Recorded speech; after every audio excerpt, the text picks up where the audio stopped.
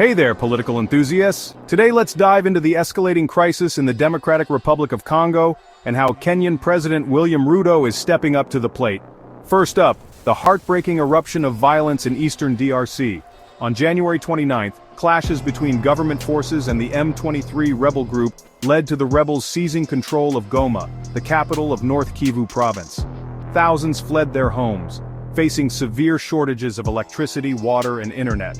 Over 6 million people are now internally displaced across the DRC. January 30th, President Ruto led an East African community online meeting calling for an immediate and unconditional ceasefire.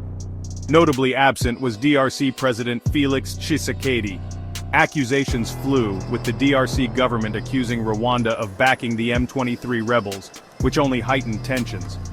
Fast forward to February 3rd, President Ruto announced an emergency summit in Dar es Salaam, Tanzania, hosted by President Samia Suluhu Hassan.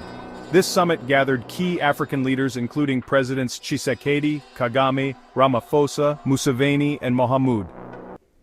By the way, even now the person or the country we are talking about is not represented as we are discussing. And it is supposed to be, the country is supposed to be part of East Africa, but nowhere to be represented. So I'm not sure what bearing what we are discussing has on what happens in the process of finding a solution in this country. I'll move on. At the summit, President Ruto delivered a scathing critique of the ongoing violence in DRC, proposing a multi-pronged approach involving diplomacy, economic support, and potential military intervention. The escalating conflict and deteriorating situation in Eastern Democratic Republic of Congo are a grave concern to the people and governments of East Africa.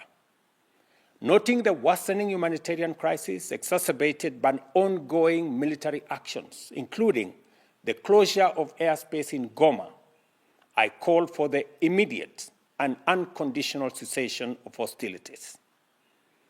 I emphasize the obligation of all parties to facilitate humanitarian access to affected populations and urge both sides to pursue peaceful means to resolving this tragic conflict. These alarming developments, coupled with rising diplomatic tensions in the region, underscore the urgent need for peaceful resolution to a conflict that continues to inflict untold suffering on the people, particularly women and children. As the current chair of the East African Community, Kenya is aware of the region's critical responsibility in de-escalating violence and facilitating dialogue between the parties involved. We confirm and firmly believe that a sustainable solution can only be achieved through engagement, constructive dialogue, and a renewed commitment to peace. I call on the parties to the Rwanda process on Eastern DRC and appeal specifically to my brothers, President Felix Tshisekedi and President Paul Kagame, both of whom I have had the occasion to speak to this evening, to heed the call for peace from the people of our region and the international community.